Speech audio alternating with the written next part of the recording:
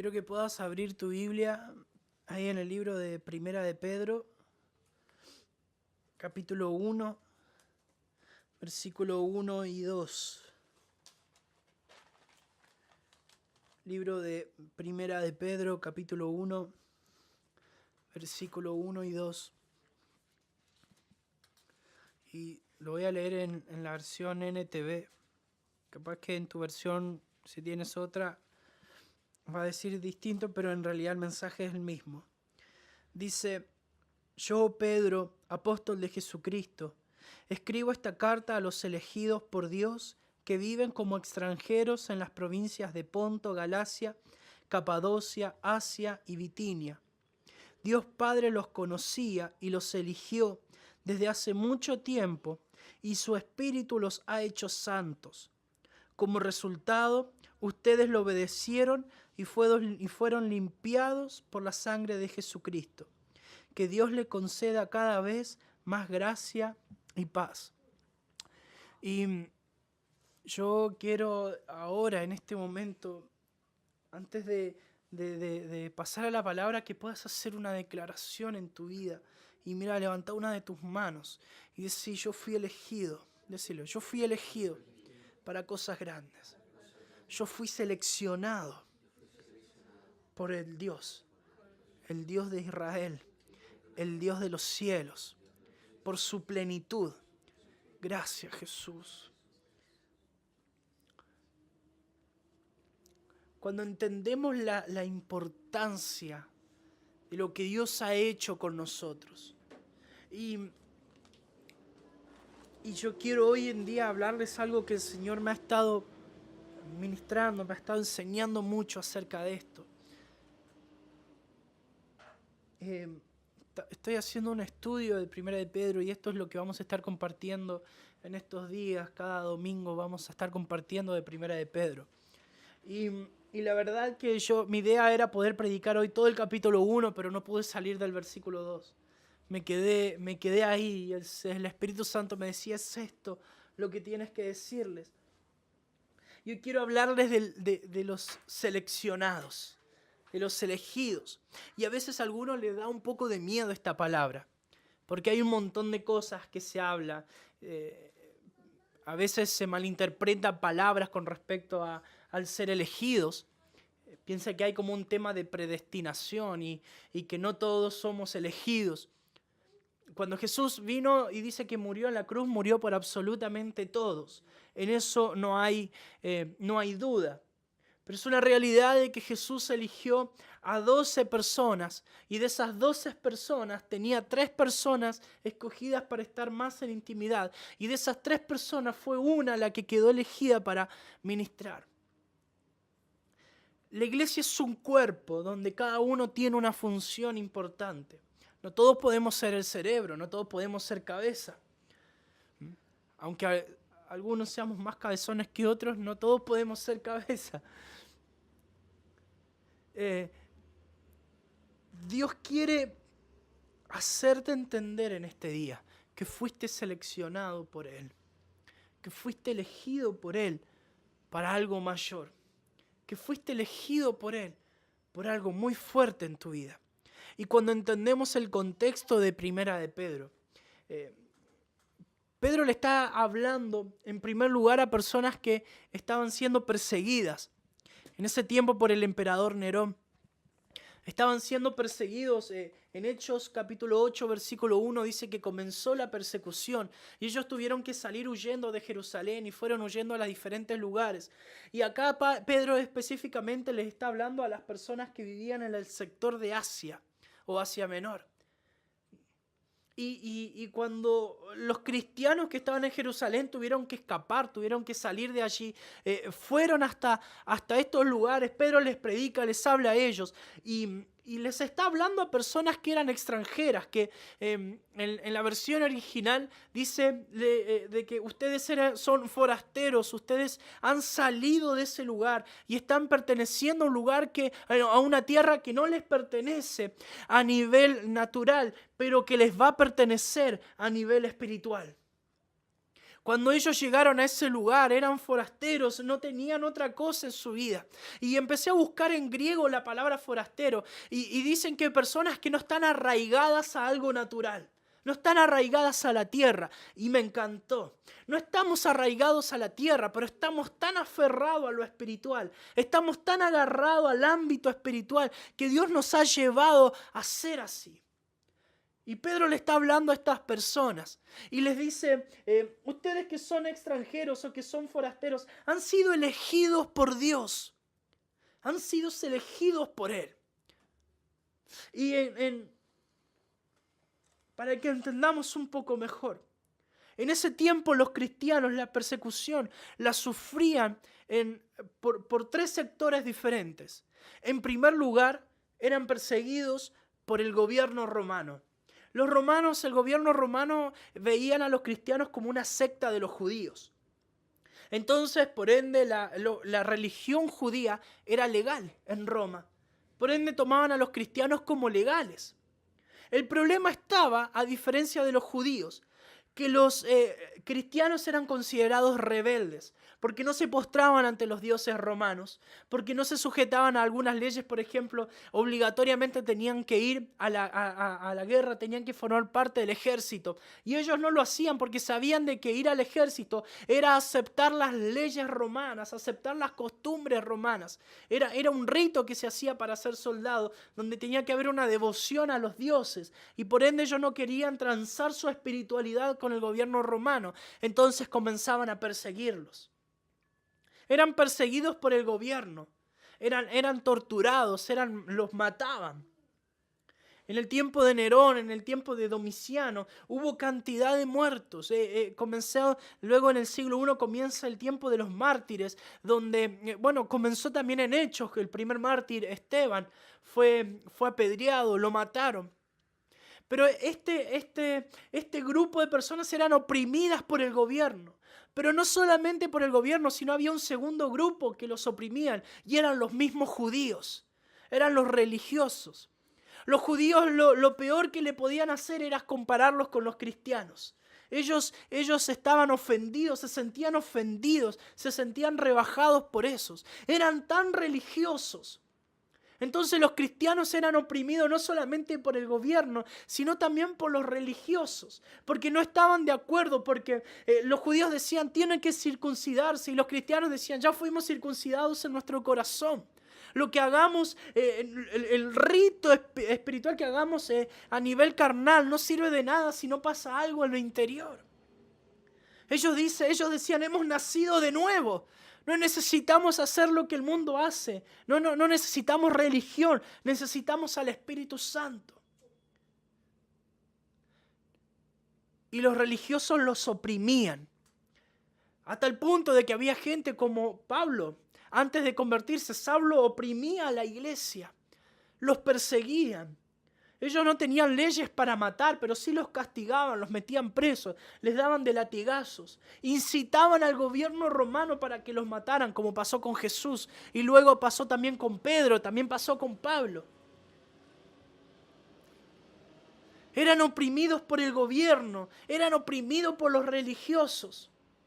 Por eso es que ellos necesitaban hacer sus reuniones, sus cultos en las catacumbas, en los cementerios, ahí donde nadie los viera, porque si los encontraban los mataban. O el gobierno o los religiosos. Pero también eran oprimidos por un tercer grupo, su propia familia. El gobierno romano tenía una ley donde decía de que el padre de familia era el que tenía mayor autoridad. Y si no se hacía lo que el padre de familia decía, el padre de familia tenía todo el derecho de expulsar de su hogar y por ende desheredar a familiares, a sus hijos, aún a su propia esposa. Entonces, a no ser que el padre de familia no se convertía, si se convertía un hijo o una esposa y no cumplía con las leyes que habían en su hogar, esta persona era expulsada, y la ley decía que nadie podía recibir en sus hogares a estas personas. Los únicos que lo hacían era la iglesia. Entonces había un montón de gente por la calle, durmiendo en las calles porque habían sido expulsados de sus hogares por seguir a Cristo. Y venía a la iglesia y los juntaban y se quedaban allí en las catacumbas y ahí adoraban a Dios. La iglesia estaba viviendo un momento complejo. Eran perseguidos por el gobierno, eran perseguidos por los religiosos, eran perseguidos por sus propios familiares. Entonces viene Pedro y le dice, ustedes fueron elegidos por Dios. Ustedes ahora son forasteros, están fuera de su hogar, pero están siendo perseguidos por el gobierno, están siendo perseguidos por los religiosos y también están siendo perseguidos por sus familiares. Pero escuchen esto, ustedes han sido elegidos por Dios para un tiempo nuevo. Yo no sé cuál es tu situación, yo no sé qué es lo que te oprime hoy en día. Vemos que el gobierno está haciendo leyes, vemos que está pasando algo a nivel gubernamental de leyes. También vemos que hay religiosos que se están levantando y que oprimen, aún en los propios hogares. ¿Cuánta gente se siente excluida de su propia familia por no tener el mismo pensamiento que sus padres? Pero a ti quiero decirte hoy, fuiste elegido por Dios. Fuiste elegido. No eres invisible para Dios. Tu dolor no es invisible para Dios.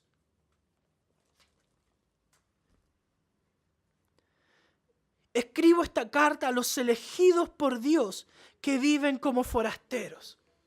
Has tomado una decisión de no arraigarte a esta tierra. Has tomado una decisión de arraigarte a lo espiritual. Y por ende Dios ha tomado una decisión contigo de elegirte, de seleccionarte.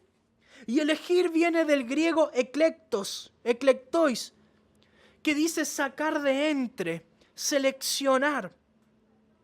Pero ¿sabes una cosa? Esta selección es solo por parte de Dios. Cuando hablamos de la palabra eklektois en griego, la figura literaria de esa palabra te está diciendo de que quien es elegido no ha hecho absolutamente nada para ganarse esa elección. Eso es lo hermoso de esta palabra eklektois. Cuando le dice ustedes fueron elegidos, no le está diciendo ustedes son seres especiales o sus actos han hecho de que fueran elegidos. La palabra eklektois es elegidos por el favor de Dios. Y tener el favor de Dios no significa de que Dios me elige por ser bueno, por ser santo, o por ser pecador. Lo que te dice que cuando eres elegido por el favor de Dios es que no hiciste absolutamente nada para merecerlo, pero Dios te eligió, Dios te seleccionó, Dios te apartó.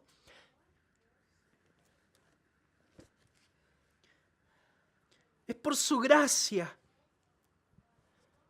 Nuestras capacidades nunca nos hubiesen dejado haber sido elegidos por Él, pero Él te eligió. Por eso no puedes arraigarte a esta tierra. Por eso te sientes sapo de otro pozo, tal vez en este país o tal vez entre medio de los religiosos, aún en tu casa. Porque no estás arraigado a algo natural. Tu vida está arraigada a algo sobrenatural, porque Dios te eligió. Dios te eligió para esto. En el versículo 2 dice, Dios Padre los conocía y los eligió desde hace mucho tiempo. Su Espíritu los ha hecho santos y como resultado ustedes le obedecieron y fueron limpiados por la sangre de Cristo. Dios los conocía. Y cuando dice de que Dios los conocía hace mucho tiempo, ¿cuántas veces has ido a la presencia de Dios a decirle, o cuando te sentiste llamado por Dios, ¿no te pasó que le dijiste, Señor, pero si yo tengo un montón de errores, pero si yo no doy como el visto bueno a tantos requisitos del llamamiento de Dios? Y el Señor te dice, por eso te elegí. No trates de explicarle a Dios cómo eres. Él te conoce desde antes que nacieras. Dios Padre los conocía hace mucho tiempo y aún así los eligió. ¿Acaso crees que Dios no sabe cuántas limitaciones hay en tu vida? ¿Acaso crees que Dios no sabe todo lo que te hace falta? ¿Todo lo que has llorado? ¿Acaso piensas de que Dios ha sido indiferente a tu dolor? Dios te conocía desde hace mucho tiempo. Dios siempre te conoció. Somos elegidos por el favor de Dios. Abraham fue elegido sin merecerlo. Dios simplemente lo eligió. Dios simplemente le dijo a Abraham, oye, ven, sale de tu tierra, de tu parentela. Yo te voy a dar una tierra. Yo te voy a dar una tierra nueva. ¿Qué hizo Abraham para merecer eso? Absolutamente nada. Dios le dijo a Noé, Noé, vas a construir un arca. Voy a destruir esta tierra, pero tú te vas a salvar. ¿Qué hizo Noé para merecer esto? Absolutamente nada. Dice el libro de Génesis. Y Noé tenía el favor de Dios. Jacob fue elegido para continuar. Él tenía un hermano gemelo, Esaú. Y tal vez podemos decir, sí, pero Esaú rechazó la gracia de Dios. Esaú rechazó el llamado de Dios, la bendición de Dios. Y por eso se la dio a Jacob. Jacob nunca fue el plan B de Dios. Tú nunca fuiste el plan B de Dios. Dios siempre tuvo un plan principal e inicial para tu vida. Él te conocía hace mucho tiempo y por eso te eligió. Porque Él conoce tu corazón. David no fue el plan B para el ejército de Israel. Nadie podía, bueno, y como nadie puede, bueno, si viene David, bueno, que lo haga él. David nunca fue el plan B. Dios conocía a David y lo eligió para derribar al gigante. ¿Qué había en David? Y tal vez había un corazón agradable al corazón de Dios y por eso Dios lo eligió. En David no había nada, solo el favor de Dios sobre su vida. Jacob mintió. Entonces decimos, ay, ¿cómo alguien que mintió, cómo alguien que engañó, cómo un estafador puede haber sido elegido por Dios? El favor de Dios estaba sobre su vida. Y cuando Jacob entiende esto, se arrepiente. Y lo que antes había ganado por una estafa, ahora está en el monte Peniel peleando. Y le dice al ángel, yo no te voy a soltar hasta que me bendigas. Yo no quiero ser reconocido como un estafador, como un engañador. Yo quiero ser conocido por aquel que luchó por su bendición. Hasta que rayó el alba y Dios lo bendijo y dijo, ok, te lo ganaste. Porque el favor de Dios está sobre tu vida. Ahora ya no te llamarás Jacob, no te llamarás engañador, no te llamarás deudor. No te llamarás estafador, te llamarás Israel, pueblo de Dios, elegido de Dios. Porque Dios conocía a Jacob. Los discípulos no fueron elegidos por ser los mejores, sino porque el favor de Dios estaba sobre sus vidas.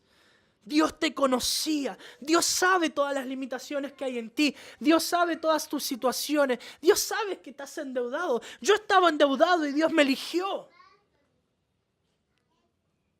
Dios sabe todas tus dificultades. Y aún así te eligió porque el favor de Dios está sobre ti. El favor de Dios está sobre ti. Dios Padre los conocía. Y esa palabra conocer en griego es prognosis. Prognosis, un conocimiento anticipado.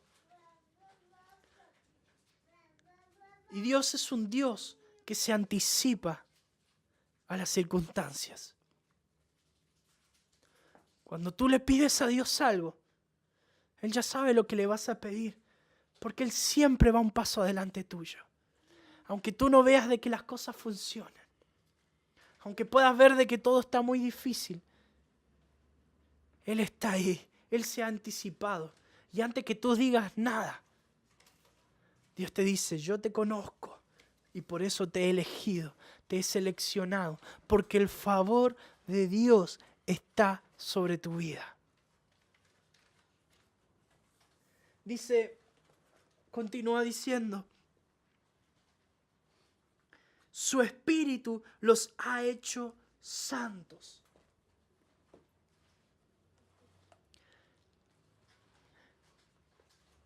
Y hay algo que he escuchado muchas enseñanzas del caminar en santidad. Es decir, tienes que ser santo. Tienes que ser santo porque Dios es santo. ¿Y no te ha pasado que de verdad, pero cómo hago para ser santo? Te juro que lo intento, pero no puedo.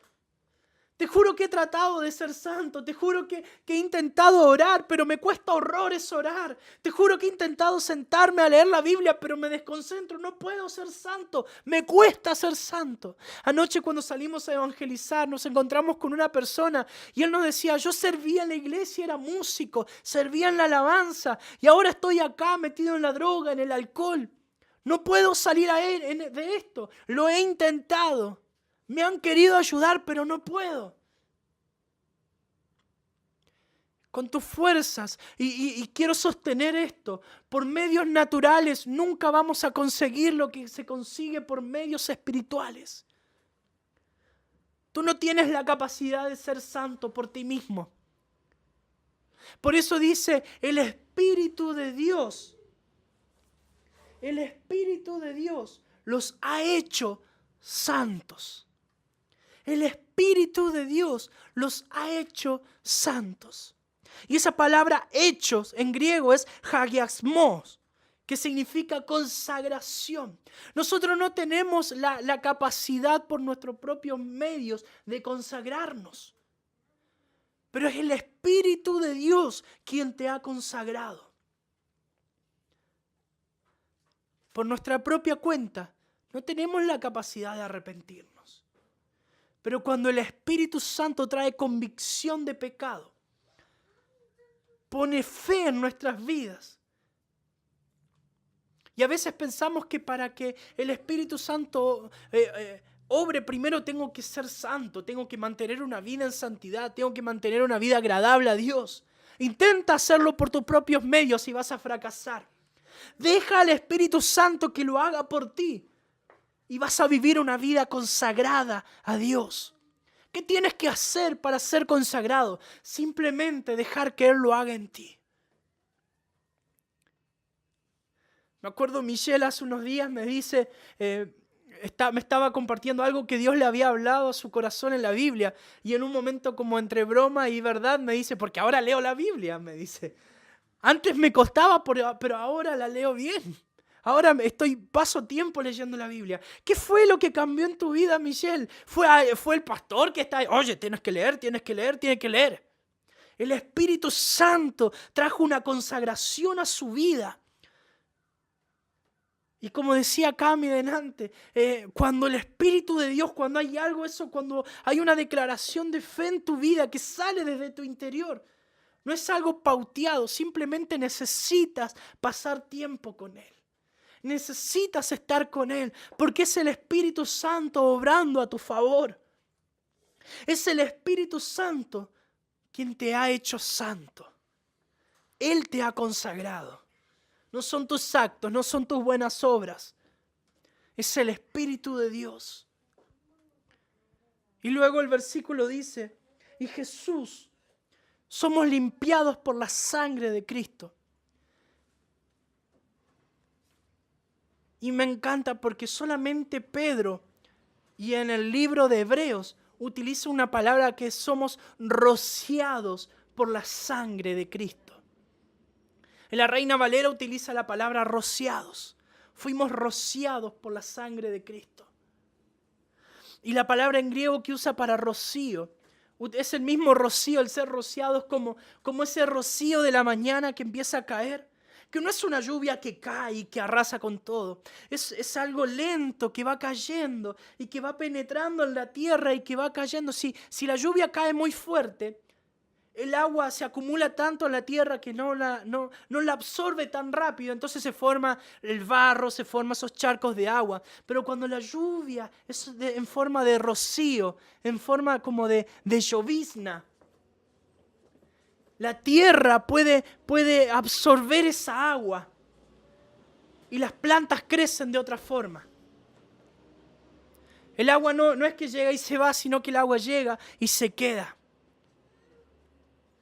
Bajo este pensamiento, Pedro les dice, ustedes fueron rociados por la sangre de Cristo. Es decir, la sangre de Cristo penetró de una forma tan profunda en tu vida que ingresó hasta allí, hasta las raíces de tu corazón, Hasta el pecado más íntimo de tu vida fue limpiado por la sangre de Cristo, por lo que Él hizo en la cruz. Tus pecados te son completamente perdonados. Ya no hay pecado en ti. Y en el versículo 2 vemos a Dios eligiendo, al Espíritu Santo haciéndote, consagrando tu vida, y a Cristo limpiándote de los pecados.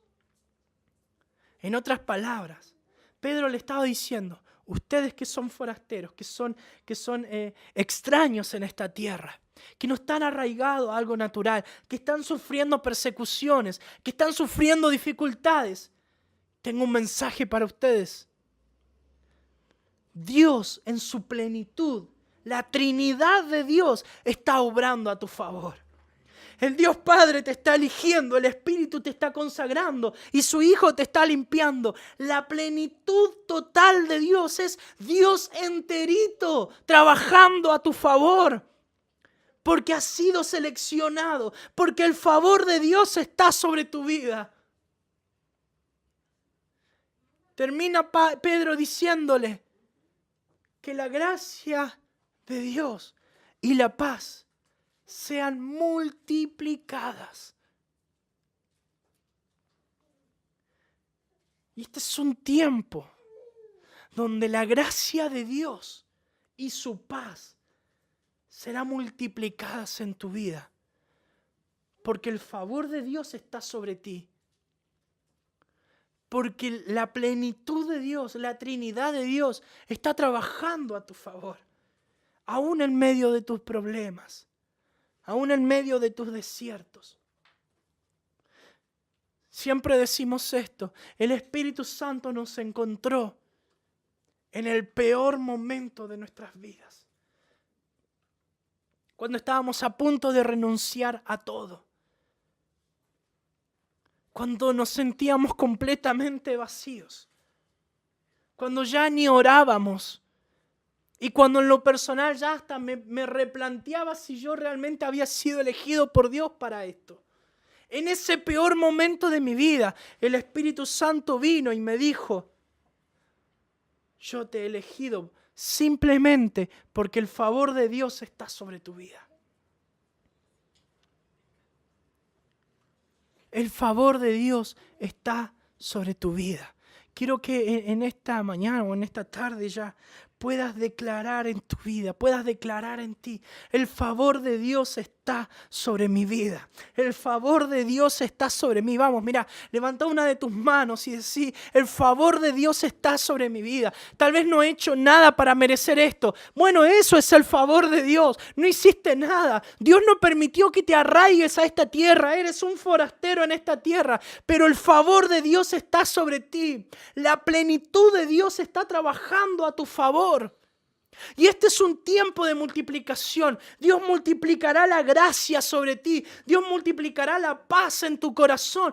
Tiempo de multiplicación espiritual en tu vida.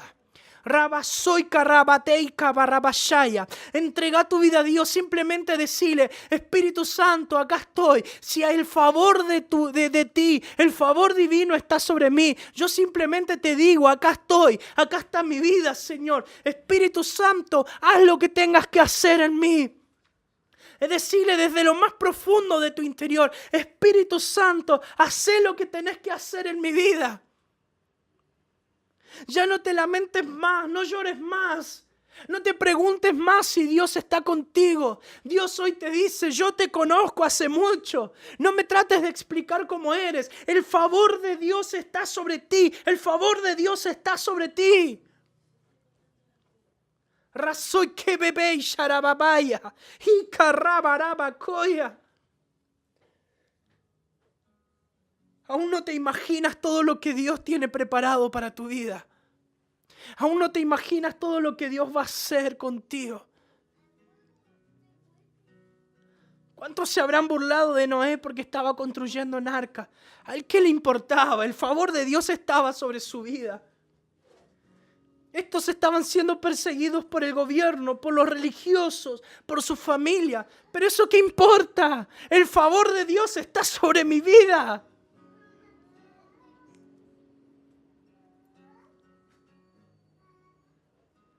Tu teléfono no deja de sonar, cobrándote. Pero eso qué importa, el favor de Dios está sobre tu vida. En un de repente Dios lo cambia todo. En un de repente Dios lo cambia todo.